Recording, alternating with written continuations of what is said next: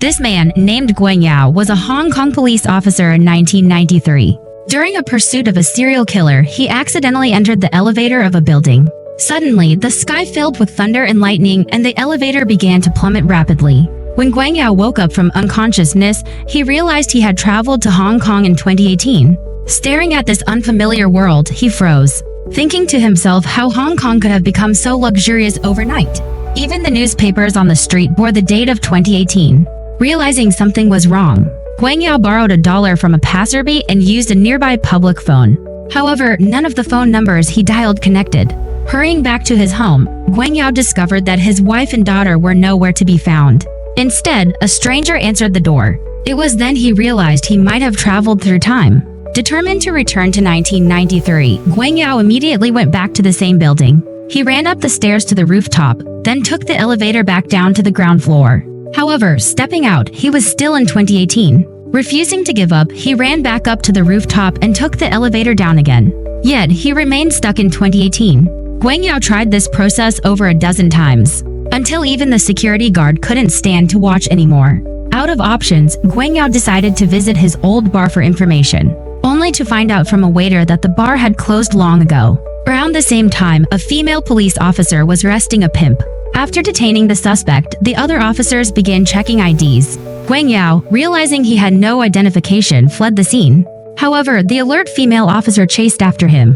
Guang Yao initially didn't want to fight back, but the officer was relentless. The two ended up in a physical scuffle. Guang Yao, who had a principle of never hitting women and preferred avoiding unnecessary trouble, ultimately allowed himself to be subdued by the officer. Other officers arrived shortly afterward, and Guang Yao was taken to the station for questioning.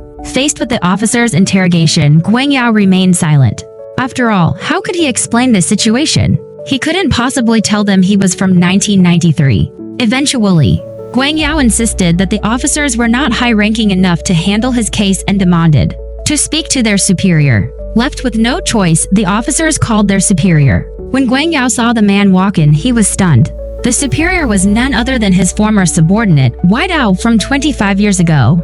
Wai Dao was equally shocked. Wasn't this Guang Yao from 25 years ago? And why hadn't he aged a day? To convince Wai Dao of his identity, Guang Yao repeated the exact words they exchanged during their first meeting. Wai Dao had no choice but to believe him, though he found the situation utterly baffling. Guang Yao, ignoring Wai Dao's astonishment, immediately asked about his wife and daughter.